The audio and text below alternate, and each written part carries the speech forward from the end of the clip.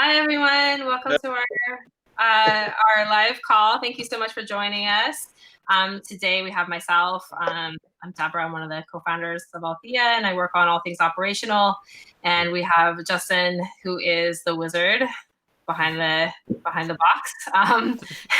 Legend has it is if you shake the router 3 times, Justin will appear. Is an amazing marketing person, and Sai is our special guest today. And Sai works with me really closely in our network in Oregon, and also has been really instrumental in the rollout of our Tacoma network. Excited to have him help with our new Newburgh rollout, and some of the other things that we have planned here in the Northwest and beyond.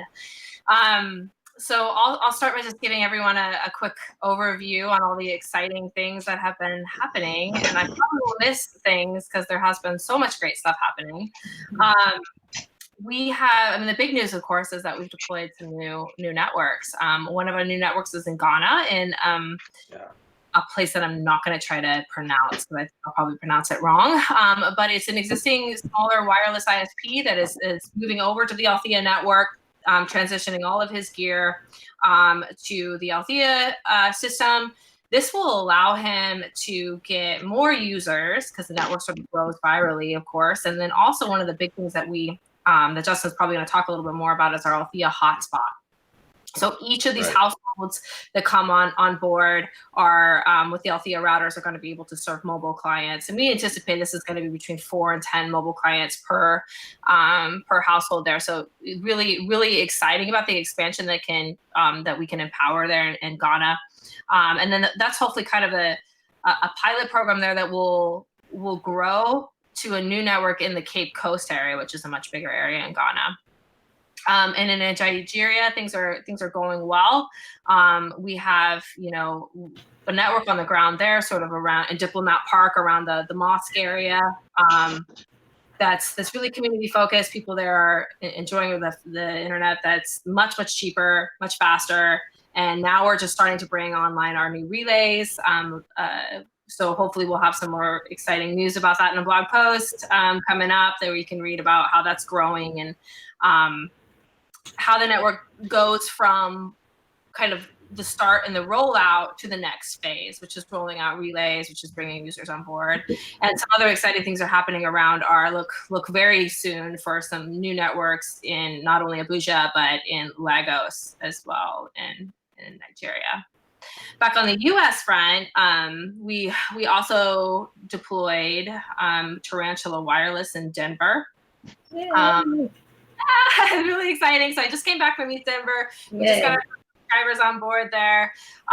In that neighborhood, it was really great. I had an opportunity to kind of go into the neighborhood where we're first starting the deployment there, meet the people who are really excited about getting some cheaper internet. And in fact, in Denver, it's really interesting market because there's 2 major, CenturyLink and Comcast, and both of those actually lock people into long contracts. So actually they say that only 3% of Colorado in general has wired broadband that is $60 or less. So there's definitely a market that needs disrupting there in Colorado, and we're really excited to do that work there with Tarantula Wireless. So hopefully some great things in store for them. We did also bring on some new Althea hoods there in Enfield. We have Wave 7. I'm not sure if I talked about it yet, but there's up in Van Wyck. Washington is also on board as a new Althea hood, and excited for those folks to kind of begin their journey and grow their networks. With that, Justin, did you want to kind of give us a tech overview about what all the exciting things happening there?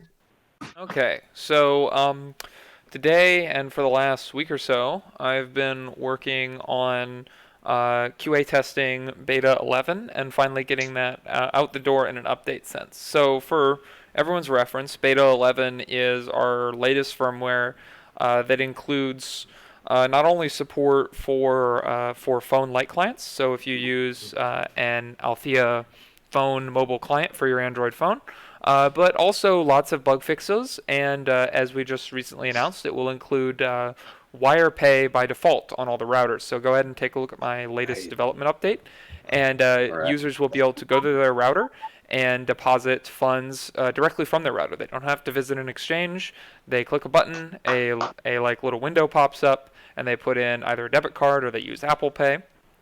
And the Ethereum is sent directly to their router. They don't have to input a withdrawal address. They don't have to navigate multiple screens on the exchange side.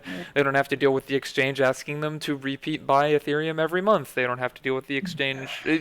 There's a very long list of things that, that users no longer have to deal with for Wire. Wire is not a perfect solution, though. It's still not available here in North Carolina, but at least for Deborah's networks and the network in Denver and every other network in the United States. Wire will now be the new default way to send money to routers, and it's really going to escalate improve the user experience. Also covered in that blog post is oodles of bug fixes. As we continue to scale, we start to see more and more interesting situations, and I get the chance to fix bugs that don't really happen outside of the new conditions that we're seeing. So the software is really in the maturing stage where we're not, where other than like adding the phone client, we're not really changing very much. We're just sort of iterating. Now I am hoping to finish rolling out Beta 11 to everybody in the wild in the next couple of weeks. There's a very long sort of QA period where we not only make sure, so I should put it this way. Beta 11 works right now if you're flashing a new router, but upgrades require a lot of careful QA because obviously you don't want to take down a router that is running out in the field. And that's really that's really the tech update right now. And we're really looking forward to figuring out the economics of the phone resale, because right now all of the sort of Wi-Fi hotspot technology that's in, the vast majority of it, the ones that are popular, the ones that Google is pushing, etc., they are all ad supported, and they come with certain restrictions to prevent users from abusing them. So like if a user wants to download a very large video or something like that, they may be throttled or blocked, and that's not good. And also, mobile data is very slow. We're talking a couple hundred kilobits per second and expensive on the order of several dollars a gig, if not more. So we're hoping that we can sort of disrupt this market by providing a way to buy bandwidth at very reasonable prices, cheaper than cellular and better than ad-supported. And yeah. We also are really excited to mention one of the things. I was just recently at ETH Denver, and one of the really exciting things that happened there was that the Cosmos team now has a working two-way PEGI bridge. And I'll let Justin kind of explain a little bit more about what that is and what the significance of that is. But we are, very excited to be the first Cosmos blockchain to utilize PEGI bridge, and really excited to move forward with that process. Yeah. So to talk a little bit about Cosmos, we need very fast transactions, one on the order of every 10 cents. And we also need a level of reliability that is higher than other blockchains. For example, if CryptoKitties is to show up, we can't wait 10 hours for transactions to go in. That's simply not acceptable. So we need different rules for gas and how transactions are included, and we also need to have validators in this case who are aware of the requirements of running a backing network for hopefully millions of embedded routers paying each other, and are able to take that into account rather than dealing with a larger network which may not consider the needs that we have as a telecom provider. And so a key thing that we have been waiting on is the PEGI bridge, which is a way to trustlessly move funds between Ethereum and a Cosmos blockchain. And we are really looking forward to use that to move DAI from Ethereum to our new Cosmos blockchain, and let users pay for bandwidth uh, using easily accessible funds like Ethereum. You deposit Ethereum, you convert it to DAI, you send it across the bridge. There's no need to do a lot of exchange integration. There's no need to for somebody to figure out yet another flow to buy yet another token. Users can just send DAI over to our new chain, and we get the benefits of the stability and the control and the speed that we need without making things harder for the users, which is really what we're focusing on here, is that it's all about making sure that the user experience is top notch, and that requires careful consideration across the entire technology stack. Nice. And I will just add that for everyone who's in the chat and who's watching this, I posted Justin's update, development update in the chat. So you can read that and kind of take in more about the updates and everything Justin's been working on. Awesome. Awesome stuff. Yeah. Liz, do we have any questions from the crowd out there? Not yet. We just, Yax said, go Justin, which I second. I think we all second. And yeah, so if you are watching along, just pop your questions in the chat. Feel free, and we will ask them, for our team or our panel. Just let us know. But right now, we don't have any. All right. But I'm sure we will as we go on. Well, I have some questions for Sai to share with everyone. And if any of the audience has some questions, like I said earlier, Sai works with me on the field. He does installations. He works directly with our users and subscribers. If they have questions about payment or how the system works or meter billing, any of that is something that he directly interfaces with. So this is a really good chance if you want to get a feel for what this is like interacting with subscribers. Sai's like to ask. So first of all, I kind of wanted to talk with you, Sai, a little bit about your experience with that. How has talking about Althea and our project been received with subscribers? What's the sort of reaction you usually get? Like, maybe you can describe how it is in the beginning, like when you first talk to them, and then after they have the service and they're using it, and if there's any, I think the most in the interaction with the public, they have this preconceived notion about what interaction with an ISP traditionally is going to go like. There's going to be weeks of wait. There's going to be entrapment financially. You're going to subscribe to some sort of, if you disengage from this, it's going to cost you money. Or, if you don't use enough internet to warrant the cost, then it's just kind of inherent to the systems. You hope you use $70 a month, whereas the platform here is empathetic to use. That is it's a slow burn for the public. They don't really grasp that just because of exposure to other folks.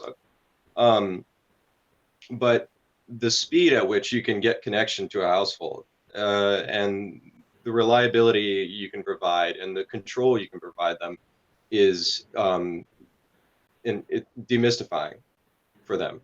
There was a house out there on Titchener just recently, and the mother, she had 2 kids. It was a kind of like a big household, 2 uncles there and such. And she was mobile phone only and Wi-Fi in the back of her house, in the back of her bedroom. And her kids would go into there to get Wi-Fi from some public hub, maybe 2 streets over, to do homework. And we went in there and we got her like 12, a good decent broadband speed, just baseline without anything in it the next day, and it upsets everything. And she's completely on board, wants to know more. I'm giving her, resources and trying to tell her how it works on the back end, where we come from, how we started. And so, an example, that's usually where the impression turns around. right? So like kind of like just to summarize like a little bit of skepticism at first around like, well, you know, how is this different? Is this going to be kind of thing? Yeah, a lot of caution. And then, you know, once they have they have the internet, they're really happy with it. It's fast. It's, you know, it's at a price that's affordable for them. And, you know, one of the other things too, I think it's really interesting is that there's a lot of lack of knowledge around what the actual, how many people have access. And one of the things that I think that I found is going out in these communities that a lot more people are struggling with access than is previously known, right? Whether it's because of financing or whatever it is. I mean, are you finding that as well, where, you know, you really are meeting people that don't have any access at all? Yeah, or well, use of the internet, use of, you know, it's inherent to modern life for anybody, especially in rural communities when you need to access larger infrastructure like human services or any federal, you know, engagement. It's essential to have internet. So you won't find people completely without internet, but they'll be going through something that's either financially financially detrimental, or some form of, like, you know, a median connection, going with a neighbor, trying to establish you know, a common Wi-Fi password, or just using your phone. Right. Yeah, a lot of only mobile only access, which I think is tougher. When I think about mobile only access in the U.S. or even in the global world, so then we're talking about children who maybe don't have access to phones, don't have access to the internet, right? So mom and dad might have phones, but the kids don't have any access at all. Or you might find that maybe, you know, grandma and grandpa don't have any access either. Yeah.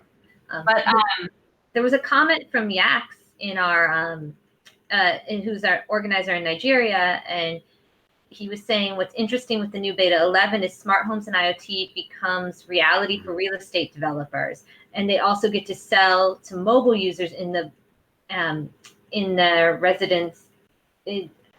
Not sure the grammar there, but the residents or guests.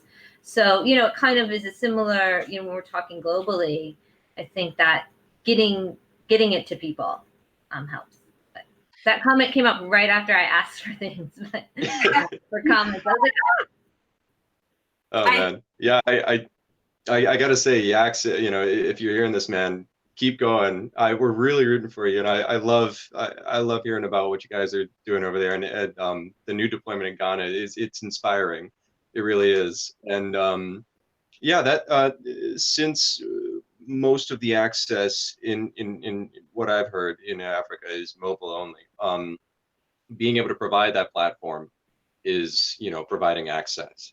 And I gotta appreciate that Justin and Liz, you guys are doing really hard work making sure people have access regardless of platform. Justin and Deborah, I'm just along for the ride. I'm just observing the amazing.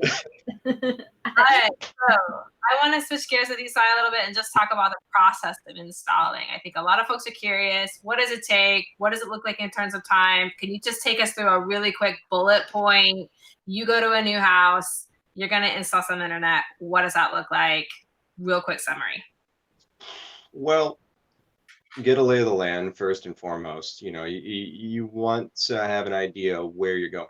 Know where your access point is. You know your generally one or two of the stations you're going to be trying to get to.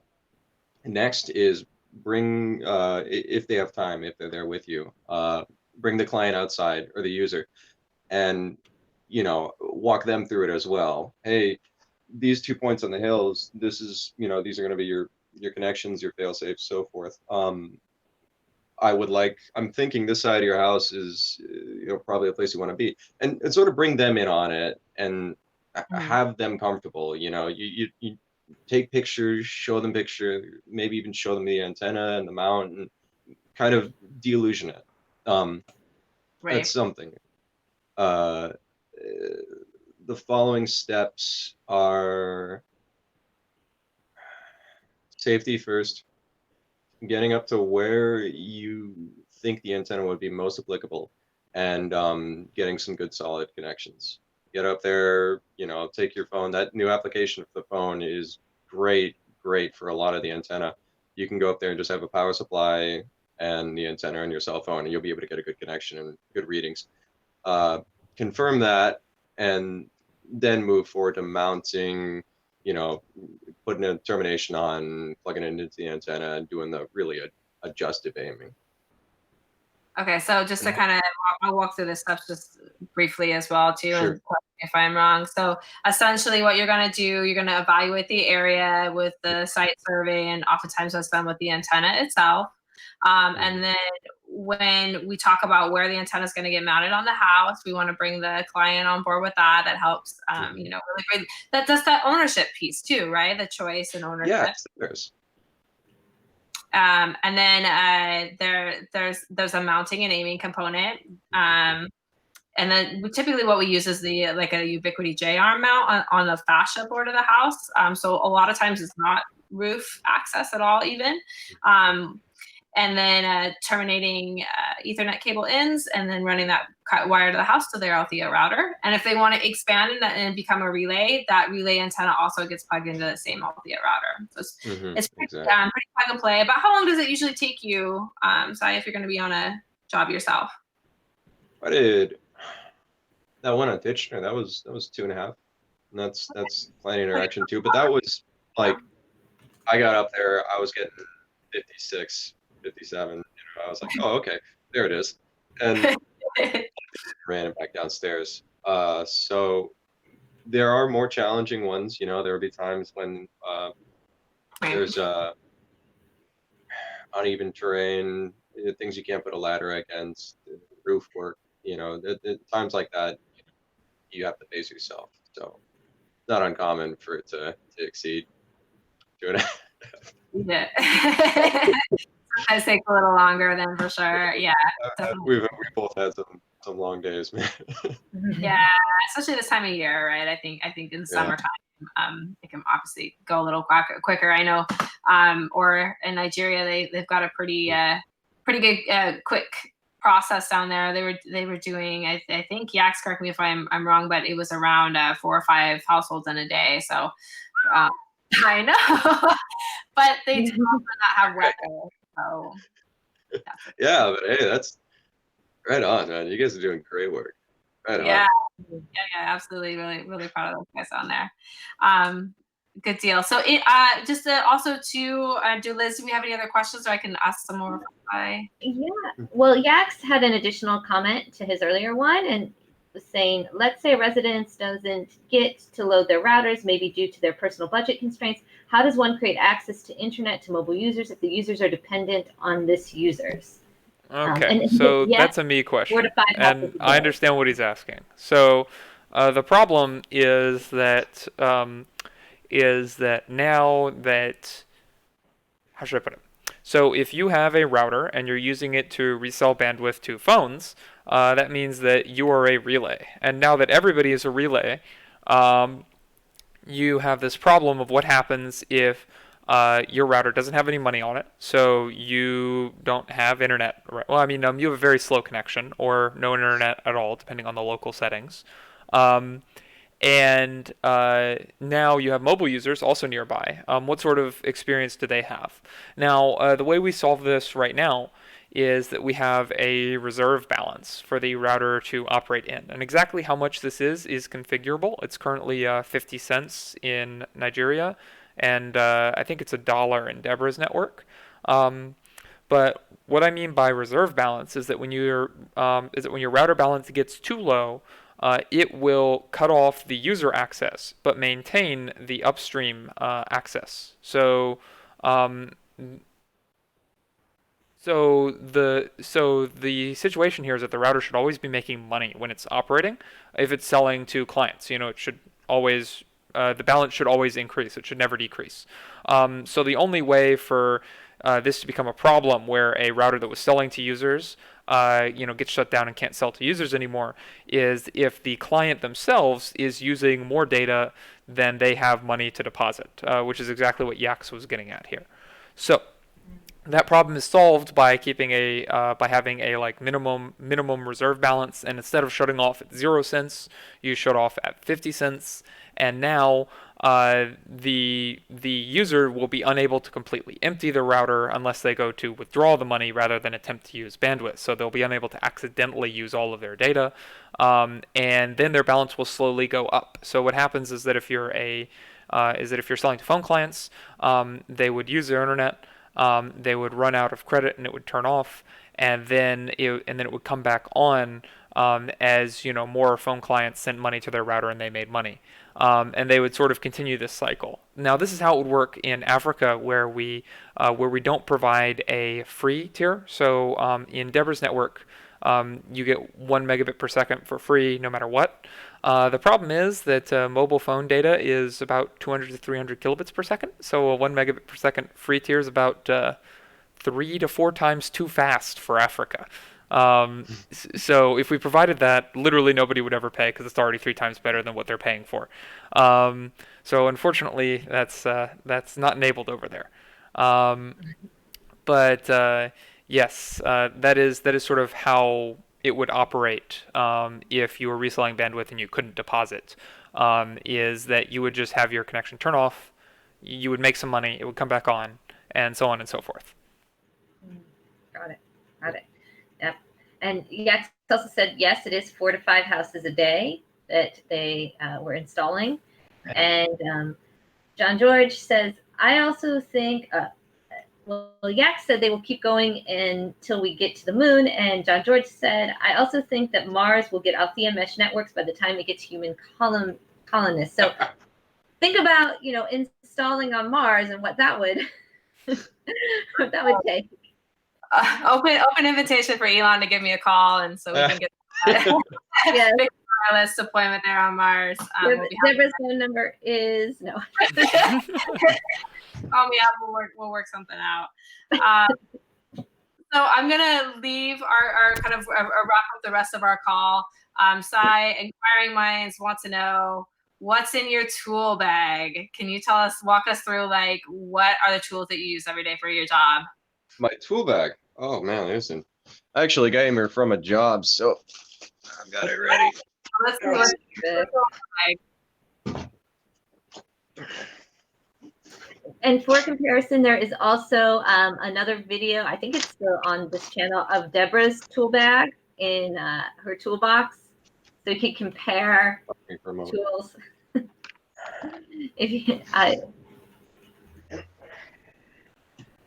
Well, one thing we already know about the tool bag is that it's heavy. Yeah. Work out for that. Take a jacket. Right. John George says Elon Musk is exactly who I was thinking of as well. You got it in. Give us a call. I should see if I can. Let me see if I can find the video of Deborah's toolbox for comparison. All right, Sai, what do you think? All right. Sorry to go quiet for a second. Are mine still inquiring? Yes. Mines are inquiring. We're waiting. Okay. Well, now mines are starting to wonder if your toolbox is made of solid lead. Oh, no. Okay, this there we will go. take exactly everywhere you need to go. You can take it onto roofs. You have like a little latch here for your mobile battery pack. You can pack along an antenna on that. As long as you take the node on the inside out, especially with the power beams. I haven't got one of those handy, but the antenna itself removes from its outer amplifier. You can kind of like flash that, keep it somewhere safe, and then carry the rest with you up there, secured to your body in a place where it won't bash on anything. But the absolute essentials are, of course, a power drill, something you can recharge and something you can remember to recharge. With this power drill, a pilot bit for your lag screws. I think we use 3/8 or so to pilot the lag bolts in. This one is a 7/16, and I think it's about a foot and a half or so. Getting through walls, and remember, look at the outside and then come from the inside out. You know, it's you never know what's on the other end.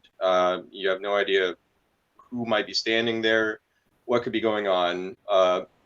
Have somebody, if you have two technicians, have somebody on the outside and on the inside, and then just plug this through. The little starter tip on there is essential for any kind of metal or vinyl or something like that. Zip ties are your friend. Always have a big bag of those on you, and remember to clip the ends off of them. Let me think what else. I swear I just had that on me. Ratchet wrenches are a really good one if you can find them. A socket set is, indispensable. But if you have the opportunity, these double-sided guys here, these will make a job. You know, you won't have to assemble anything where you're on a ladder. You can just knock into the lag bolts that hold your foot on there or whatever it is and knock them in. As well, these are just infinitely useful. Magnetized socket bits. With these, you can... those socket wrenches, can you tell us what size those are? Yeah, some. The ones I use are the 1/2 inch for the lag bolts, and then the 9/32 for those pipe clamps that'll hold the antenna into place. Okay. So you don't want to be caught up there with like a screwdriver trying to, tighten down a clamp. You need a power tool for it, otherwise the next big win comes and your connection's off. What do you use for the leg bolts? Oh, go ahead. What do you use for the leg bolts? What are we looking at for leg bolts? I just had those on me. We'll put it in the Discord chat somewhere. Yeah, I'm sorry, I haven't got all the measurements on me. I go into the hardware store with one of them in my hand already, and I pair the other one right up. We'll get you those. What I'm going to do is have a sort of inventory startup sheet for technicians where we could say, here's the kit, like the absolute essentials for being able to have somebody go out there and create a reliable, secure node. Perfect. I'm glad you're volunteering to make that list. Yeah, I know. Get to places and it's like, oh, totally forgot that one. Of course, your Klein tools for your Cat 5, Cat 4, and Cat 6. And then next to that, one of the little spinny wire strippers. You can just knock it over really quick. Indispensable daily carry here. Yes. I'll always have a tool, even if it's like backup. I've had 4 of those stolen by airports. Oh man. But this is okay because I buy them back at public surplus. Yeah. See, Deborah's the one who's buying all of my TSA sacrificed Leathermans. Write your name on it one time. We'll see. How long it takes to get Oregon. Yeah. Why are you putting them in your suitcase, Justin? No, because I keep it in my backpack because I carry my backpack with me everywhere, and then I bring my backpack on a flight, and it's I'll do it. I never ran on nippers always. There's something to be said for just making sure that like the ends of wire are off. You can catch yourself or catch a piece of clothing onto it and really make a situation dangerous. But that's about all I've got. That and your termination ends, of course. Do you want to show those close up? Because these are the shielded ends and these are pass through. Yes, these are pass through and with the little shielded bit that you can ground. Bring it closer to the camera. Absolutely. That's the guy. So I always recommend the cable ends actually go through the end of that clip there, and then you cut them off. Yeah, flip it up so that we can see the See the Sure. like you'll notice on the end there, it has this little metal bit which actually goes to shielding in the cable that they use, and this actually grounds the antenna because the antenna gets power, ground, and data all through one cable. So it's power over Ethernet, and then grounding over this plug to a ground circuit that's right around the port, and then that grounds through the wire to the PoE, and that's what grounds the antenna. And if you don't use these, your hardware will have a significantly shorter life, especially in like high thunder environments. Because while lightning may not hit your antenna, it's still creating a magnetic field, and that still needs to be discharged over a ground and shield, and also shield the wires to prevent the wires from seeing the interference. So these are important. They're kind of expensive. I mean, they're like 99 cents per end, or how much are they? Yeah, I think they're about $1 per end, but they're also a little bit more expensive because they are the pass through. But it will save you time if you're up on a ladder, it's raining, it's cold, and you have the ability to have a little bit of extra help getting that pass through connection through. And so Deborah, just for the crowd, what does pass through mean? It means when you're terminating the end, you're gonna, instead of scooching all the wires up to the end of that termination, then you're gonna be able to push all the wires through and then crimp it down and cut it, which makes it just an easier process. And especially if you are not very experienced, you're just learning, the pass through is invaluable. Got it. There is a question in the chat from.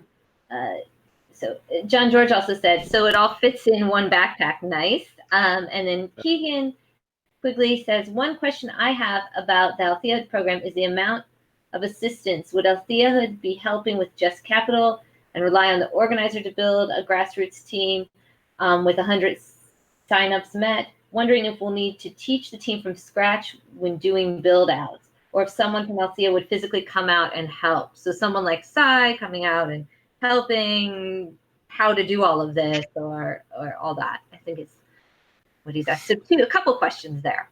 Yeah, and I think they're all kind of under the same sort of general sense. And basically how we see it is that we are kind of a modular franchise, not quite a franchise, but we have kind of this modular kind of plug and play set of tools that we can offer to help networks get built out.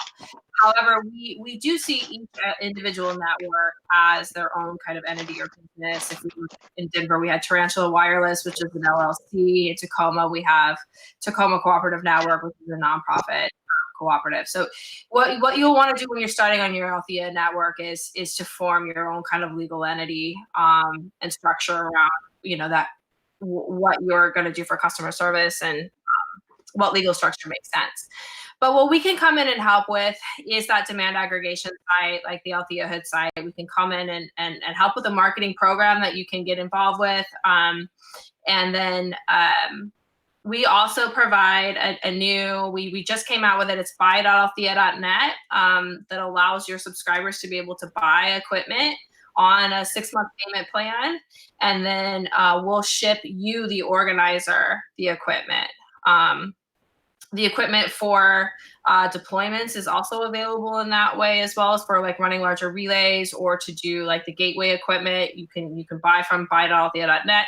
Again, very early, so not a lot there yet. As we fill it out, that'll happen. But one of the sort of benefits of the Althea system is that the capex, or that capital involved with the equipment and building out the network, is distributed across your network. So subscribers are buying their own equipment on payments, or maybe a business person wants to partner with you and run a larger relay or be the gateway location, and then there's different ways for them to get the capital for that.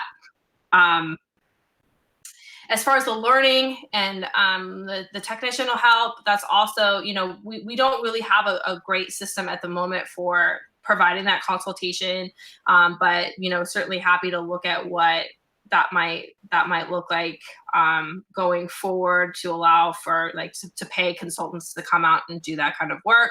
We definitely offer tier 1 support with network organizer tools and just tech support for our organizers themselves. We also have our learning program at republic.co/Althea, where you can learn just a full suite of installing, backhaul, network engineering, all of these sorts of things about running an Althea network. All of that knowledge is available there. And then proposal. And then, of course, we're also able to help with like tier 1 support. Yeah, so definitely reach out, fill out a proposal. We're happy to kind of guide you through the process and have a lot of different tools in our tool backpack that we can help you out with, get started and to grow your network. Or if you're an existing ISP and you want to try Althea on the edges of your network, we also have a full kind of tool chest for that as well. And I popped the Republic link in the chat. So that is there, and it's also in the description of this video. So you can go there, watch the videos, submit your proposal, and do all of that. So and you can also join the Discord if you're not in the Discord chat. I think probably a lot of you are, but if you're not, there's also an invite in the description to the Discord group, and there you can have a lot of questions answered, and there's a lot of support amongst just everyone in that community. This is a very supportive community. And yep. All right. Well, I think Liz, I think that's all the questions. I think that's all the questions. Yeah, I think we covered most of them. And yes, Keegan says he is in the Discord chat. So. Oh, perfect.